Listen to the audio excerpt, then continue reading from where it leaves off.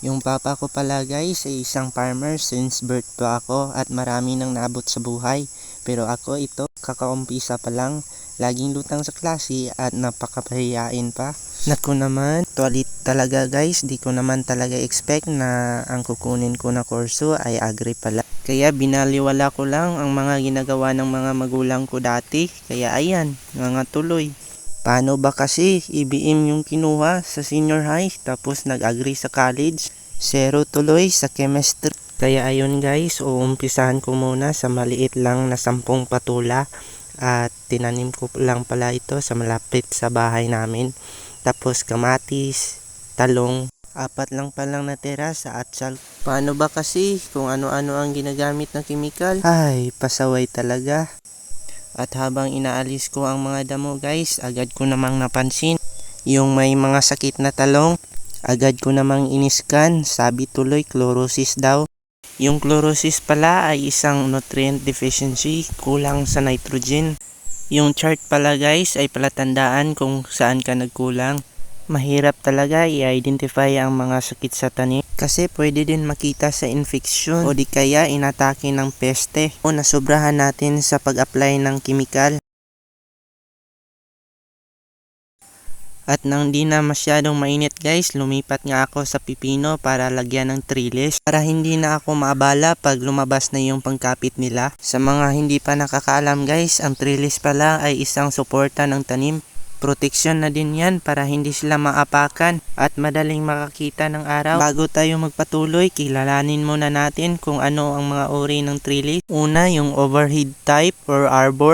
Next is yung pins type, pole type, T-type, A-type, at yung huli ay tape type.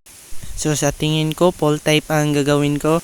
Tinalian ko lang yung poste niyan ng 3 bisis sa ibabaw, sa gitna at sa baba. Sa sobrang laki ng mga poste na nilagay ko, pwede na itong taniman ng ampalaya o di kaya upo. Kaso pipino napili ko kasi 30 days, pwede na yung mamunga. Siguro sa susunod na lang yung ampalaya. At nang matapos na nga ako, sinunod ko naman yung white wine. Yun yung kakapitan ng mga pipino. Madali lang to, tali-tali mo lang dyan. Pero pag di ka talaga expert, sasakit talagang likod mo. Nasanay na kasi ako dito. Ito kasi yung ginagawa kadalasan ni Papa noon. Basta yung mga uri ng gulay na umaakyat, ito ang kadalasan ginagawa ni Papa noon. 4 na linya pala tong pipino na tinanim ko. At ito na nga ang panghuli. Inulit ko lang yung ginawa ko kanina guys. Yung pagtali sa ibabaw, sa gitna, at sa baba.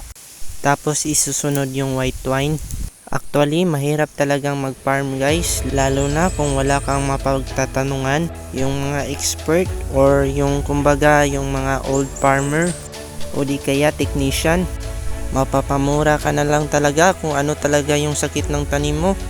Kaya sa mga expert dyan, pakishare naman ng ideas.